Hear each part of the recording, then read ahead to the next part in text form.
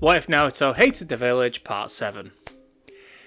All of the genin walk up to the balconies, waiting for their names to be called.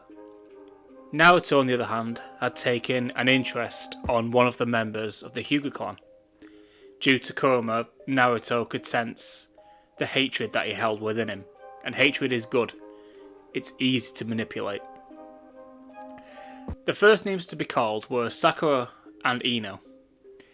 Sakura jumps from the railings, showing that she is indeed ready for the fight, while Ino walks down the stairs calmly, having a kind of superiority complex, thinking she is far stronger than Sakura.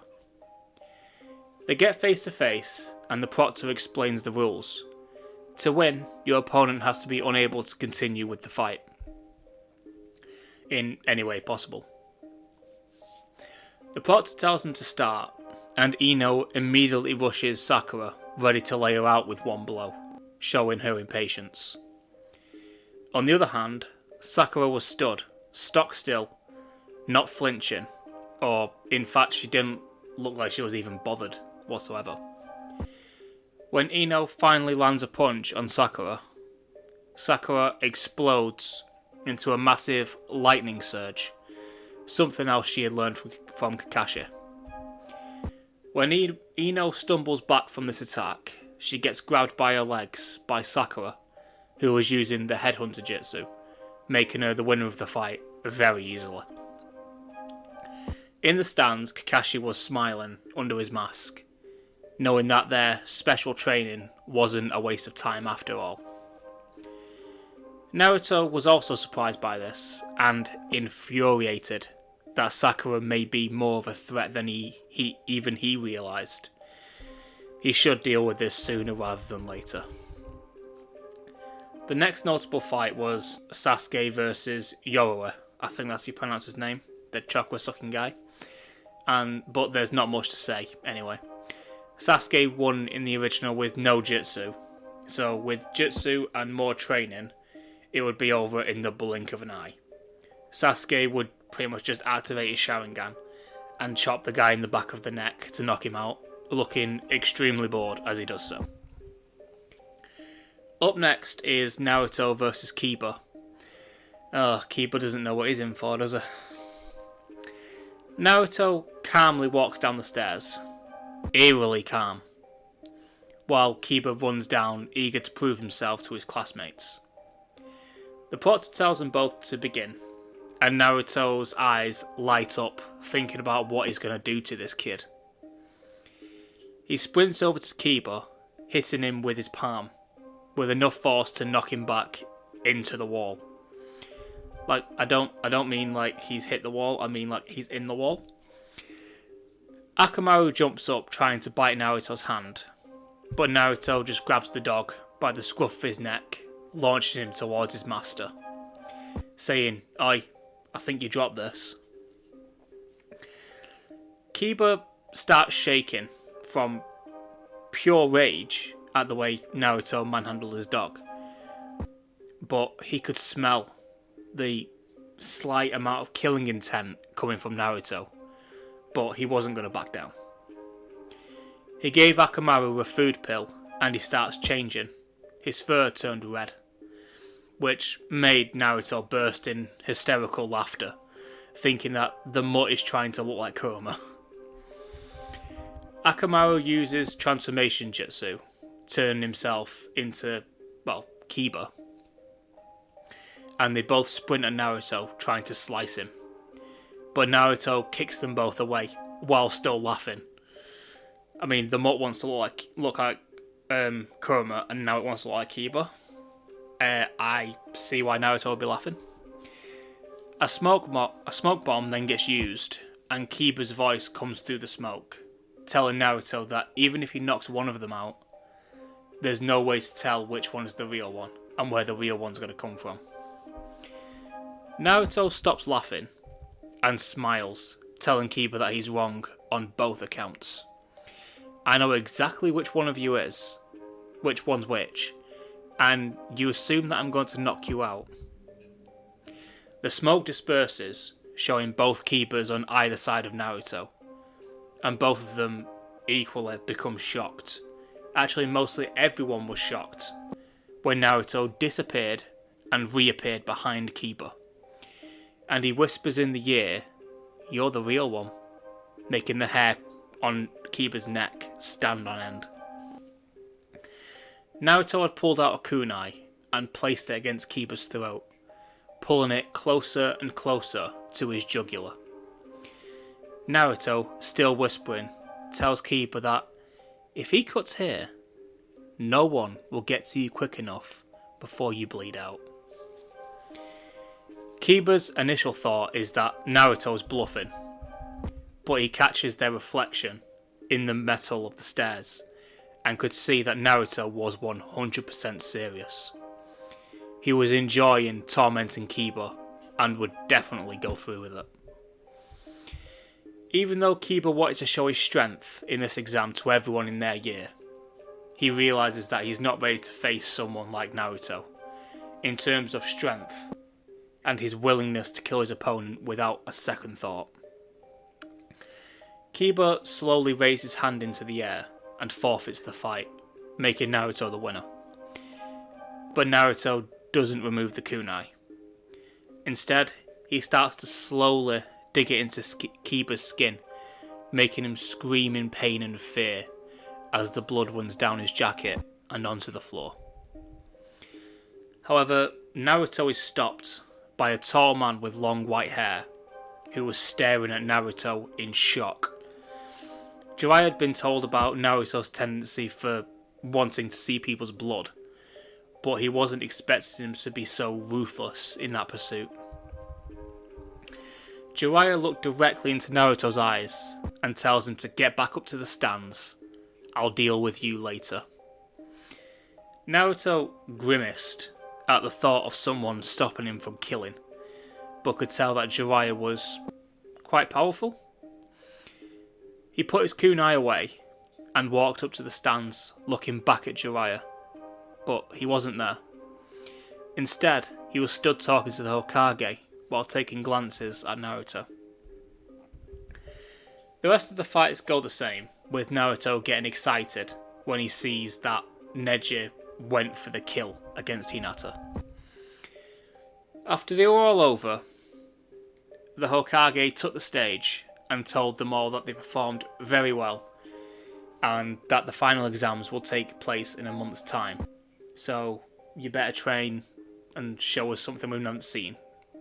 Well, we haven't seen before from you. While they were all leaving, Naruto walked over to Neji and asked him why he tried to kill Hinata, but Neji just told him to go away before he gets himself hurt. Naruto laughed at this and rephrased his question to, "What is it you hate about her?" Neji huffed angrily and tried to hit Naruto, but Naruto grabbed his wrist and pinned it behind his back, asking one last time before it gets really rough. "Why did you try to kill her?" Neji, while wincing, started explaining about the main and side branch of the Hyuga clan, and after hearing all of it, Naruto let him go with a sinister grin on his face. He asked Neji one final question.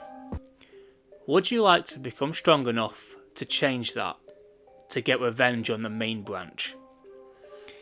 This threw Neji, as he never thought someone would want to help him in this pursuit.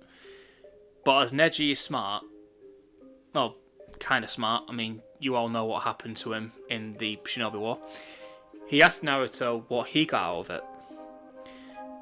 Naruto had that wicked smile on his face, and simply says that Neji owes him a favour when the time comes. Hesitantly, Neji extended a hand to Naruto, and they solidify their deal. I'm pretty sure you all know what happened to Neji's hand at this point. I mean, Naruto in this timeline's not touching anything without putting a seal on it. Naruto catches up with Sasuke and tells him that after the exams, they'll begin to track down his brother. Sasuke nods, looking more determined than ever.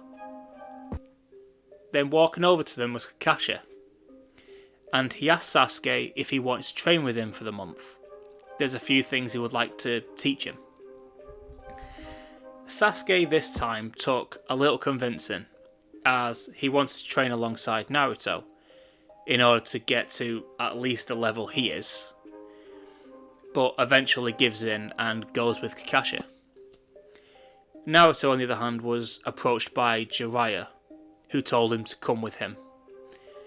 When Naruto told him to get lost, Jiraiya hit him harder than anyone ever has. When Naruto got up, Jiraiya said sternly, "Come with me now." Kind of like a pissed off dad. With little choice besides using Kuruma's chakra, Naruto goes with Jiraiya, who, while travelling, was asking questions on what's happened in his life. Naruto gives short answers and doesn't mention the constant beating he had as a child and killing the bastards who did it. Getting frustrated, Jiraiya tells Naruto to fight him, to which Naruto gladly accepted. In base, let's face it, Naruto would get thrashed, even in this story.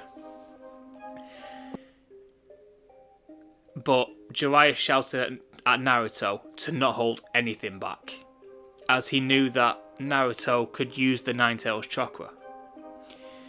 Kuruma gives Naruto as much chakra as he could, and told Naruto to kill this arrogant fool. Naruto's grin re-emerged, and released all the chakra he could, and used flying raijin to dash around the battlefield, getting a massive speed boost from Kuruma as he goes. Naruto pulled out a kunai, so a fresh canvas, and tried to plunge it straight into Jiraiya's heart. But what he didn't realise was that Jiraiya was also holding back his full power. Jiraiya grabbed Naruto by the face and planted him into the ground, while shouting at Naruto, "Shedding blood isn't the only way to gain strength. True strength comes from bonds, not killing. Your father knew that." Naruto froze hearing Jiraiya say this, and slowly starts letting go of Kuruma's chakra. He got up and asked Jiraiya if he knew his dad. "Know him? I trained him. And if he's seen the way you are now, he would be appalled." Naruto lowers his kunai and asks Jiraiya sheepishly if he could tell him more about his father, to which Jiraiya told Naruto everything he knew about Minato and Kushina. After telling Naruto about his parents, he offers Naruto to train under him, just like his father did. It takes a few minutes, I'd say about 10 minutes, but Naruto does accept, and they head off to the mountains to train. While walking, Kuruma asks Naruto if he is really going to give up on his goals because some old man told him about his dad. Naruto's face changes from the embarrassed look that he was showing Jiraiya to that same old sinister grin. Of course not, but Jiraiya is a powerful opponent. If I use him to gain even more strength, I'll take over the village, starting by killing this fool. Kuruma laughs, telling Naruto that he is truly an evil genius, which made Naruto smile widely, as he thought about all the screams that he will soon hear come from the village, and the people drawing their last breath. I'm going to leave this here for now, and if you like the part and want to see more in the future, I'd say consider subscribing, and if you do, you might as well press the little bell that comes at the top, just so you know when I'm going to upload next. But with that all being said, I'll see you later. Bye.